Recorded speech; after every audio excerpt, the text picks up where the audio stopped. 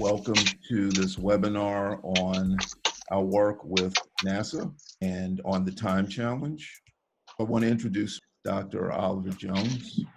Doc, you want to say hello? Hello, everybody. All right, great. Welcome. Great. And my name is Vaughn Nkosi, architect. I am the principal of the Institute for Local Innovations based in New Orleans. So we are also in Atlanta as well. Dr. Jones, why don't you give people a quick background on what you're doing? Hello, everybody. I'm Dr. Oliver Jones. I carry a few titles. I'm a professor for economic and entrepreneurship at Hampton University. I'm also developing the ecosystem to support infrastructure development, in part of which you guys are a critical part of.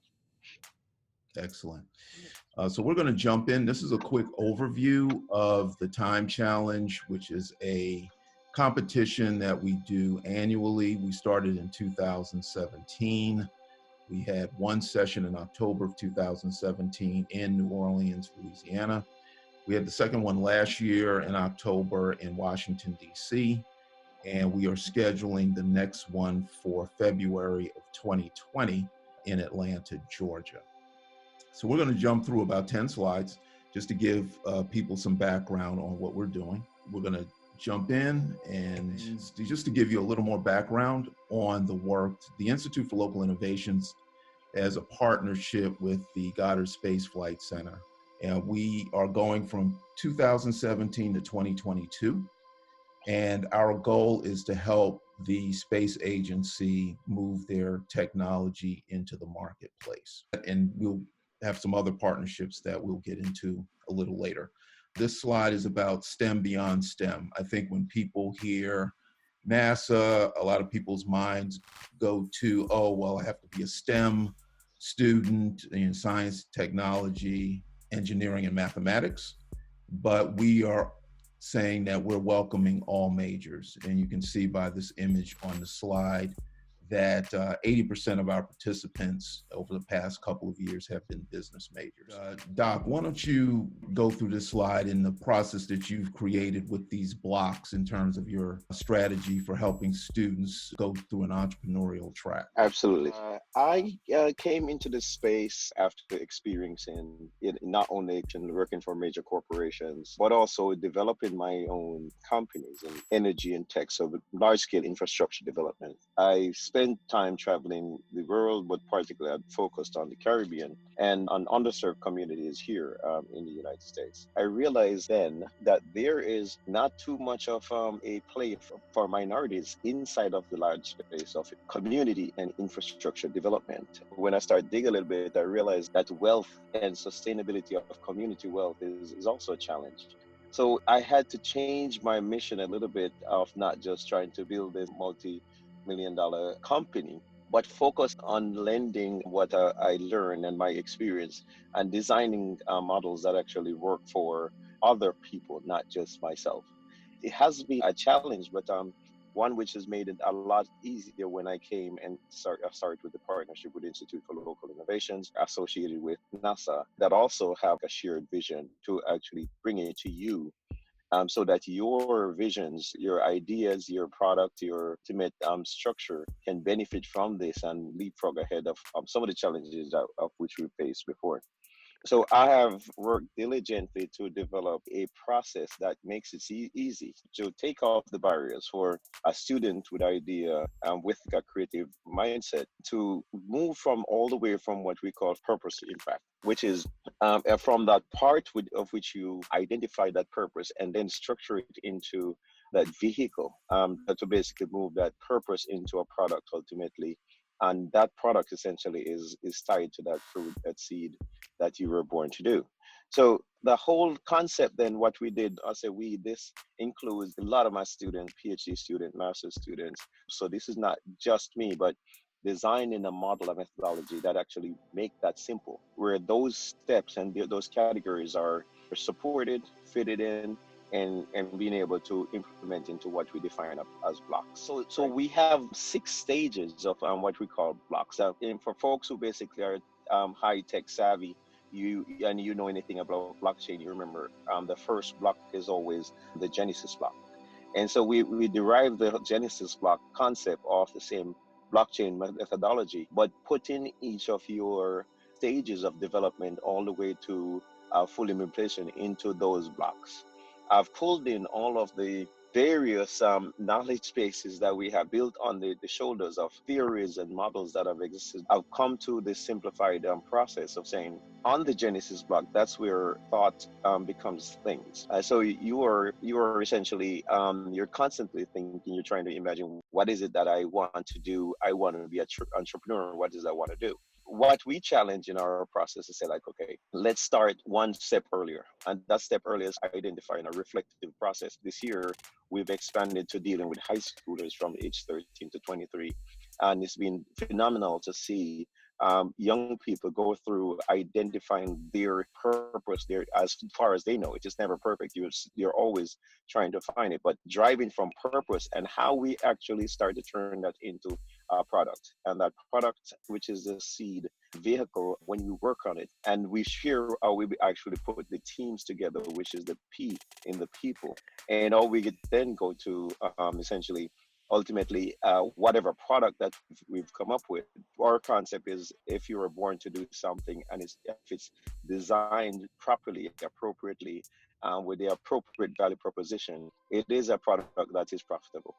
And because the market that you identify on the target side, whether it's the users or whoever is writing that check, your venture is something that is profitable. So profit is not a bad thing as long as we basically start with purpose. If your purpose is in the core, the nucleus of what drives this, even if we shift to multiple products in the future, the purpose remain the same. So your DNA stays inside of whatever product or deliverable, and so therefore that part is essential.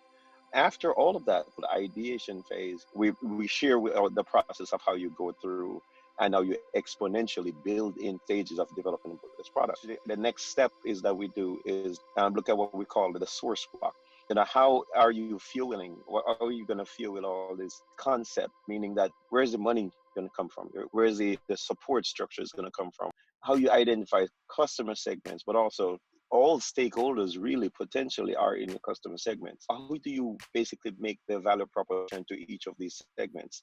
How do you understand the distribution channels from identifying the product, procuring the product, and how you create quality along the entire space and your back-end customer relationship, essentially to get to how your revenue streams are coming in. With the revenue streams, which are essentially strategy, not even tactic. Pricing is tactic.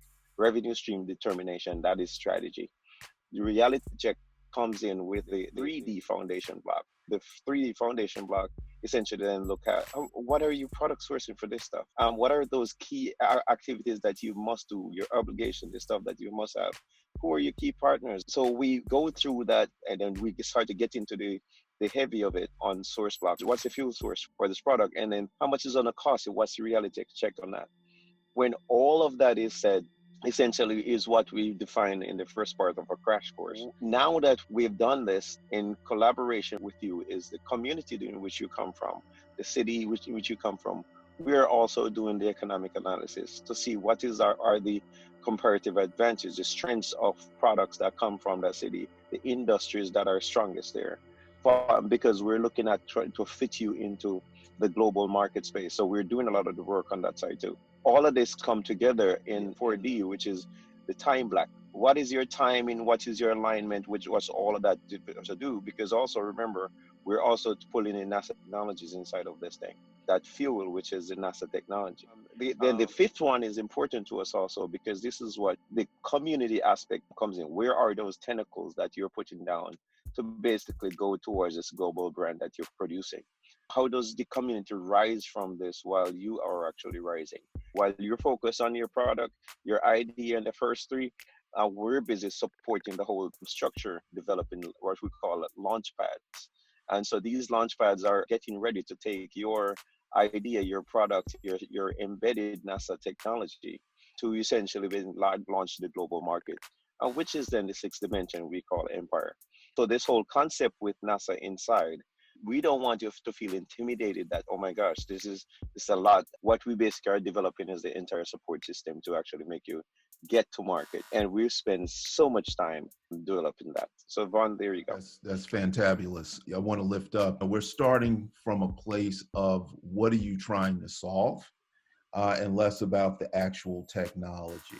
You see the pictures of the students on the side of this slide. There are 29 fellows now who've participated in our last two challenges. And our goal is to find students who are mission driven. They're always trying to solve some problem in community. Then the actual technology becomes, okay, is this a way for us to do it? If it's not a direct NASA technology, it's probably a NASA technology inside. Anything else you want to add to that, Doc, before we move on? You know, several of these faces that you see on this slide, they basically are what fuels me. Students like you are just amazing. So I've basically dedicate my designs and structure to ensure that the faces keep adding to this list. Excellent. Thanks, Doc. So going beyond these pitch competitions is still a topic, and I think this is a good time to talk about moving students to generating ideas to implementation. Doc talked about a number of those ways in the blocks, but we just wanted to lift up his process on not just the ideation for students, but actually getting them and starting companies. So Doc, you want to talk about your process? Yvonne, one of the things that we want to highlight is that the students and these faces that you're seeing, these are not engineers. I know we have some engineers. So any engineer that's on the team, the Center for Applied Economics and Entrepreneurship, it spans across all majors, pretty much come through. So you're talking not just the business students, but communication students, you name them, nursing students.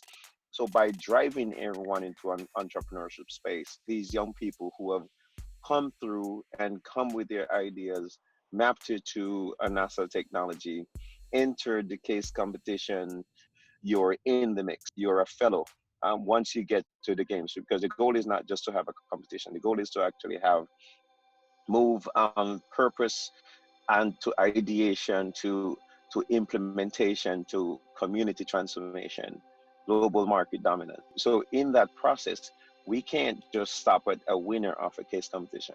So we look at if your idea is serious enough, even if the delivery pitch it wasn't 100, the bigger focus for us is driving the idea, mapping it, and map markets for you. We basically make sure that the core stay with you, your DNA, your fingerprint is actually on this thing. When you see the end product, it matches still and check the boxes on what your vision needs to be. In the first 2 3 years, I've basically been immersed into making this thing work. One with NASA via ILI, we've spent an enormous amount of hours at NASA Goddard in particular, having them on the inside, understanding of how to actually move these amazing inventions and technologies into the market. The approach in which we take, they're super excited, and we're top priority for basically moving this stuff. So therefore, you are top priority. At any given time, understand that we're not asking you to come out of your box and go learn super engineering. We basically can also fit the team around you to actually make this thing work. One of the things that I've been working diligently on, a private equity structure, so that some of the funding mechanism is not just, hey, go find your money when we're done.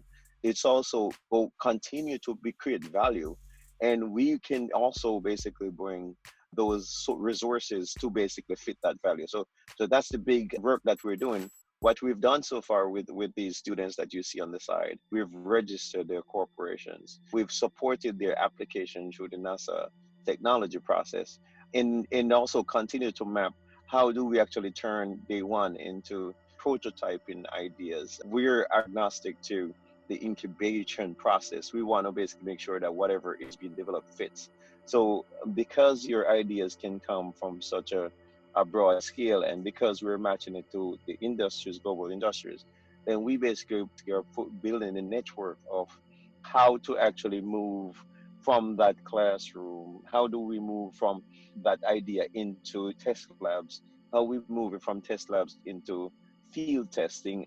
We also recognize that some of you are still busy and you're in school, and this has to be done inside of curricula in most cases, because you have a full load and you're going through it, so you need to also get a degree, so that you're now basically creating like a culture of innovators in which you are. Now we have the city governments are looking and wanting to boost it because they also are seeing the value of producing to improve their gross domestic product. We basically are working to build that ecosystem overall in order to actually accomplish all that. In partnership here, ILI is to have that be in your city.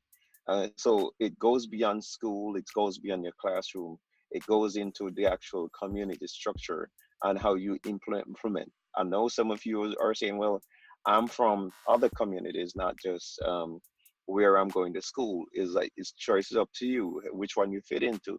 But at the end of the day, we want to actually see these communities improve. Fortunately, here we have designated opportunity zones that are mapped across the United States. For every street corner, we know what the opportunity zones are. For folks who don't know what an opportunity zone does, essentially is that folks with money, large capital, they basically, if they invest in these opportunity zones and they hold their investment in this opportunity zone, basically for the next 10 years, they pay no taxes on it. Chances are where you come from or where the community which we were talking about, they are embedded in these same opportunity zones. So we're using these methodologies to attract more capital. We also are make sure that these solutions that you're bringing, they are so green, sustainable, renewable for the city and create an ecosystem. But bottom line is we are building the support structure to do all these parts, heavy lifting, but we know that that's the only way we're going to change and transform communities. And we have evidence of it because we have some of the young companies like yours, which are currently doing so. Eternal Rebar, for example, that young lady there, Morgan Kelly, she won 1 year, and her technology provide coatings for the metal rebar that goes into all concrete structures. So your bridges, your major infrastructure, her technology essentially goes in and extend the life of these infrastructures by using the NASA technology to do it. While it's NASA technology, the way she's doing it is disruptive. Alexis, on the other side, which is using advanced solar technology, output double the typical solar panels. Essentially, turn that into trees on farms. So there's a dual basis for that. Implementing that on the farms, and those farms can recover back so fast after the hurricane that the community itself can recover. We have drone home, which is another amazing idea in drone transportation delivery system. So there are so many ways to actually be using the NASA technologies. Excellent. That's really, really helpful. I'll be going through FAA to get a drone certificate license to fly. That's interesting too, because one of the things that we're looking at now with some of the technologies, including the satellite for the Caribbean in this recovery, is how do we basically use recovery communication even before the satellites come back around? We're setting up to have those communications be done via the small satellites and the drone to be that, and that also now you're talking crisis recovery. Yep. So there are so many ways to actually use one technologies for a solution. The weather, the patterns seem to be devastating hurricanes. Those are not going anywhere. So how do you then basically live in this new reality and turn it into a solution for people? And at the same time, how do you structure that to pay for it? Once you actually build the capacity to actually do this, what is your passion and which part do you want to fit in yourself? Excellent. Thanks, Doc. And I'm going to talk about our relationship in more detail with the space agency. Like I mentioned earlier, we've got a relationship on technology transfer that'll run through 2022 with Dr. Jones, putting together license applications for certain technologies inside NASA's patent portfolio, which is online. And we have quite a few technologies you'll see in there. Two are approved. The one that says sign, that's on its way to approval.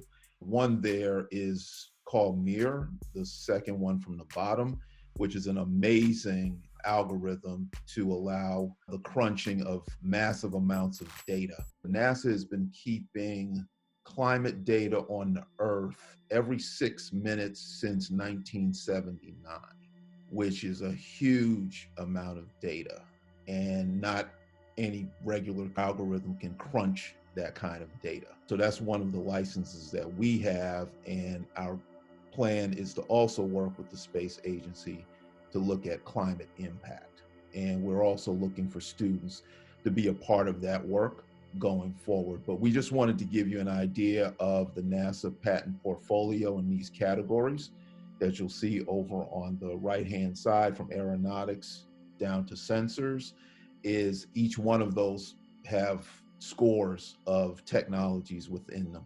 So again, coming back to the beginning that Dr. Jones talked about in his blocks, is what's the problem or challenge that you're trying to solve? We start there, and then working through the process, we get you to this part of, okay, now let's start looking through the NASA patents and see what either can actually be used to implement your idea or be a part of your idea around NASA technology inside.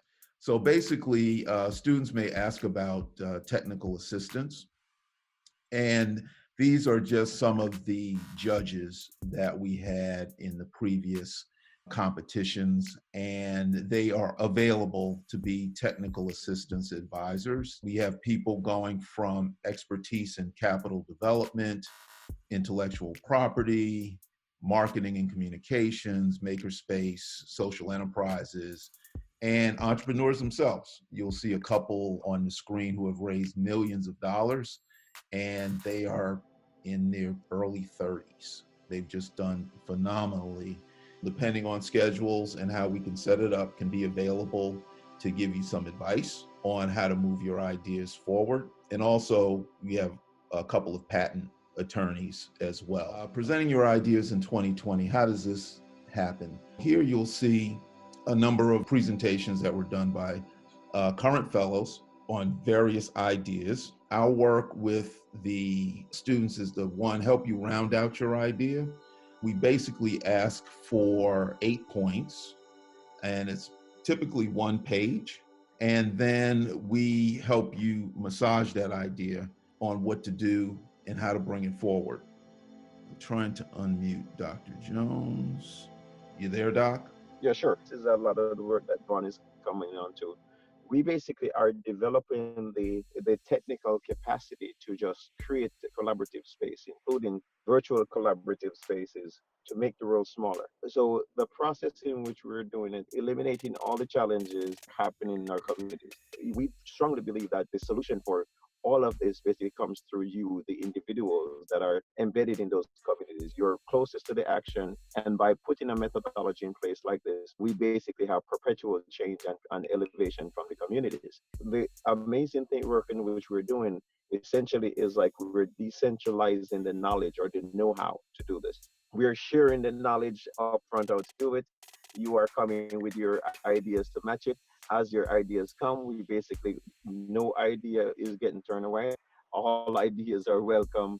At the end of the day, the jewel in all this stuff is you and that idea. All we want you to do is to basically think, observe, process, see how, and what is it that you want to change. You bring that in, and the idea is, as long as you're ready to roll up your sleeve and work, this is your drive, and it's your thing that is being driven to purpose, to reality. And it's no easy task, so it's not an easy road. But the challenges that we've had before is for young people who are willing to work or willing to actually roll their sleeve up and battle. Essentially, they basically end up on glass ceilings all the time, or just inaccessible to resources and so forth. We want to change that. We don't want to control your community or your idea or your network. We want to put the infrastructure in place where folks from your community are seeing what you're doing. And so you're the nucleus and the driver. All we're doing now is basically putting the platforms in place to say, okay, it's all up to you. You're the driver. When you start coming to that space where you're meeting other young people like yourself are making transformational change to their space, essentially it's iron sharpens iron. You start to learn some of concepts and some other things that other students are doing that you never thought about quite much, but it could enhance the way you're doing it. If you're the visionary, great, you have the idea was given to you. Now it's time to work. Meaning that you have to come together and interact with folks who basically can help to move this stuff. And you never know who can. But you're able to articulate what these ideas as best as you can. So in a process which we call we socialize the idea, we externalize the idea, which essentially you share it. When a new ideas come and you combine it and you internalize it again, and that's how you enhance an idea. We're doing a lot of work on the economic side, the numbers side, the technology side, the infrastructure side, all of these large scale stuff that you wouldn't necessarily be accessing in your daily classrooms. But you have to be the ones at the end of the day that come to the table with these ideas. Then you have to come with it and you have to ready to bring it. So that's where the energy comes from. The energy comes from you. Excellent. One of the things that we want to emphasize, and Doc just mentioned it, is this idea around your networks and the partners that you end up working with. We've had professors at universities tell us that they like the idea of traveling to other places to get their students off their campus just to broaden their horizons and meet other students. To Doctor's point about iron sharpening iron and getting to meet people and share some ideas. So networking, as you'll realize as you go through life, is a huge benefit. We appreciate that. Thanks, Doc. I'm gonna start off with this slide, but then I'm gonna let Doc take this over because he's doing some fantastic stuff in the health space. Basically, trying to solve tough problems is the essence of this time challenge. You saw by the previous slide that we have 29 fellows, so that's over 2 dozen, and some fabulous ideas have come out in this work. Basically, the stuff that we're moving forward, when you saw the slide with the atlas and the licenses we have and are pending with the space agency, are dealing with climate impact and the development of CubeSats. So these micro satellites, which are fascinating. Some of you may already know about them, but they're the size of like Rubik's cubes. They're basically 4 inches by 4 inches by 4 inches, and they're amazing. So Doc, why don't you talk about the strategy around the Caribbean and then the work you're doing in that health space? Sure. Here's a case where we all on this line, including myself, including Ron, and we have our visions. So what you're seeing us doing, complementing our vision as we go through this journey too. You're not only the ones that are going through this. Our work is continuing, and one part of my work is I wanted to basically have a sustainable structure for folks in the Caribbean region. So although it's just 28 countries that make up the CARICOM region, there are over 7,000 islands. When you have islands like this, anything that deals with climate, increase in the sea levels, you have some islands that literally can get covered over by water at the rate at which the ice is melting. The industry in the Caribbean, that is tourism, folks depend on tourism and the different ecosystems. So this is life. This is the community in which you live. This is how they make their living. The other big driver out of it is the agricultural aspects of it. Again, key that we are able to actually figure something which, again, 7,000 islands. That's not something that you just solve like one community and you fix the other part. That region, it's beautiful, but a lot of hurricanes. And when the hurricanes come, they can devastate the entire country. It's a big deal.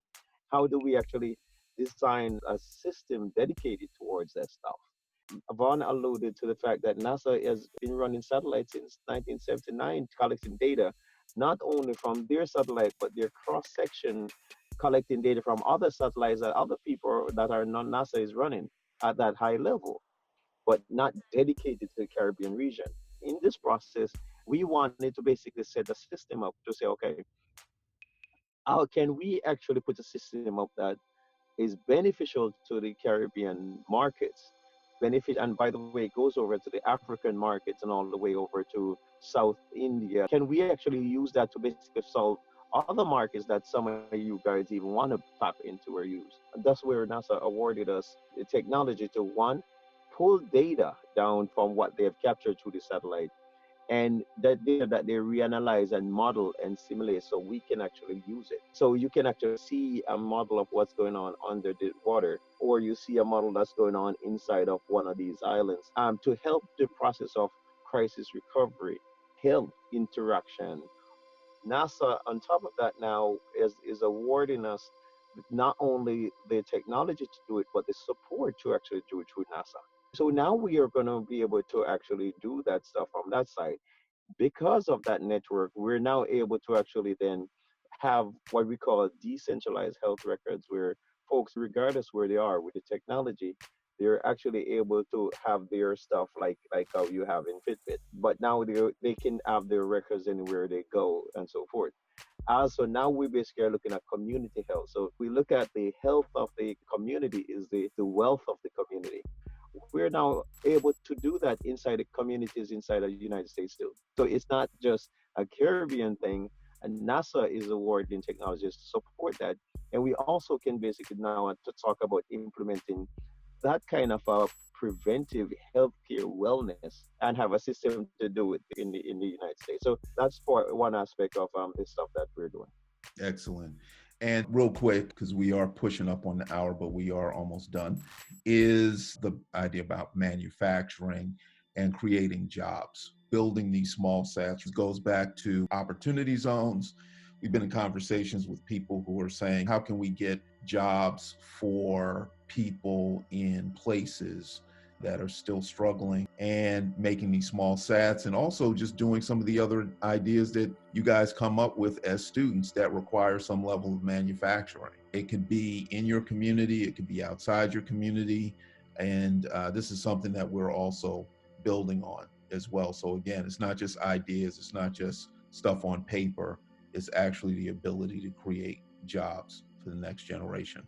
That's pretty much it in a nutshell. So we're going to talk about next steps, and then we've got some questions. But before we get to those, so next steps, students interested can sign up for the challenge.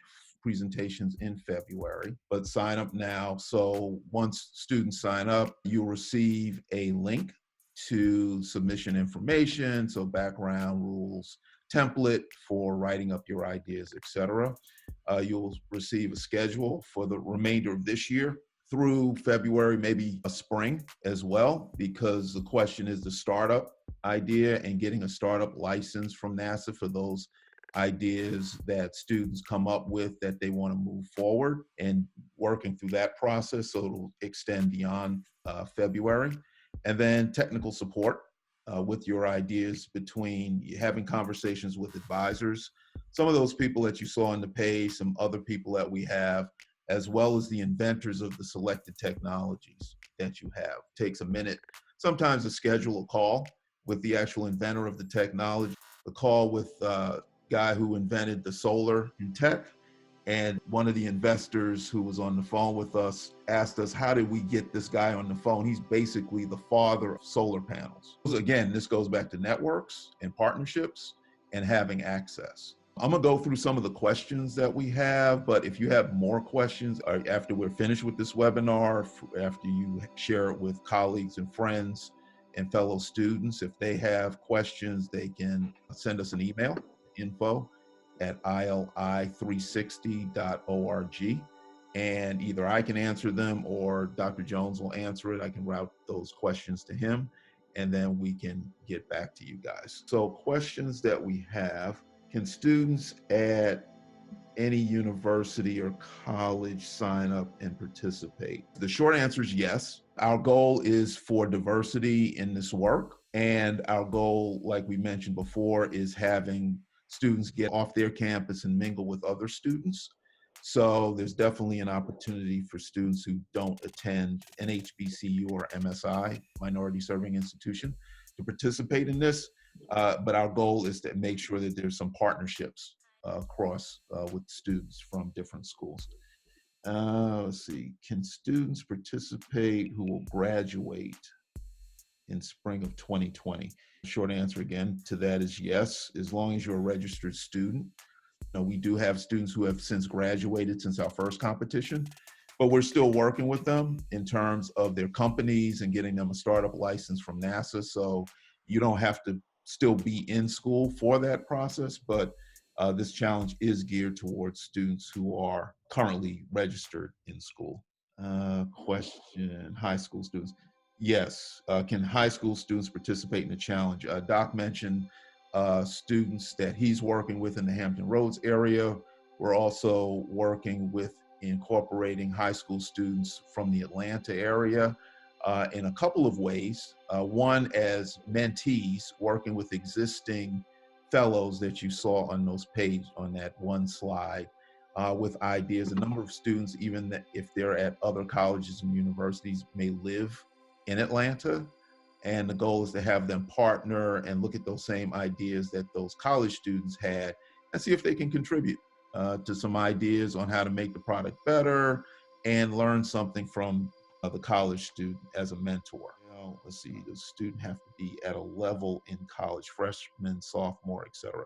No, you can be up through PhD, postdoc in college. And one of the things that was really encouraging to me in our first challenge, Doc, is if you remember, we had Morehouse freshmen and Right. Clark freshmen students going toe to toe with some of your MBA students.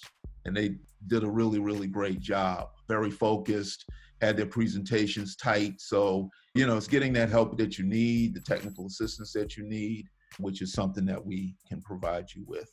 And what about intellectual property and protecting our ideas? Yes. So this is an issue that's come up. And we have a couple of patent attorneys on the technical assistance team that you saw before. And one of our colleagues actually who connected us with NASA came out of NASA after 10 years. He works in the patent office in DC, and they have a whole educational program as part of their work now through the patent office, and he's going to be available as well as some other patent attorneys. And one last question. Can a donor provide resources to support specific students and or participation from certain schools? If I understand the question, yes, you can say, okay, I want to donate, I don't know, I'm just making up the math, $5,000, but I want it to be for students who come from Tuskegee or, Georgia State or Norfolk State or that. Or you want to say, we want to pull students from a particular school and we are going to put money from that for attracting students to participate in this program, but we want it from that school. Sure. We just want to support and do good work for everybody in this space. And that's the end of the questions. So this is pretty much it, Doc. This was a visit you guys did to NASA Yeah. Goddard. This was the first, but we have since been back to Goddard. Every time I'm on campus there in Goddard, I have a group of students with us, and we basically have been in the highest offices in Goddard, because that's how they're so passionate about us realizing this thing that we're doing. It's so they're all open for us to continue with this partnership. Yeah, yeah. When I was there with you and some of your students in June, I think it was June 6th, it was fabulous. I mean, these scientists, they're just great people. Really, really they're passionate about the work and supporting young people and moving forward. So this is going to be a great partnership going forward. And you get recognition from NASA as a part of the competition that you're involved in. From that middle slide again, what in the world, your city or your community, what challenge do you want to solve? You can be a part of it. So get ready. Are you entrepreneurial? That's it for now. We're a little over time. So we want everybody to move on with their day. And we will have this presentation up online, and you can then go over it again and then share it with some people who may not have been able to participate, who you might want to be a part of your team. Doc, anything else for the good of the body? Well, that would be it. I'm looking to see you all competing, but also really preparing before even competing. You start now. So those ideas don't stop. Start looking around you, trying to basically realize what is it your passion that's about. What is the burning desire? Something outside that I want to make money. That's not it. It has to be something outside of you. What is it that you want to change? And then we funnel that into that driver inside and turn it into a product that is of value. So we can basically get you a sustainable way of transforming your world. So we're looking forward to that. Excellent. Thanks, Doc. Thank you for participating on this webinar and listening to us go through it. And we hope that you have a fabulous Saturday. Take care. Bye-bye. Okay, thank you. Bye.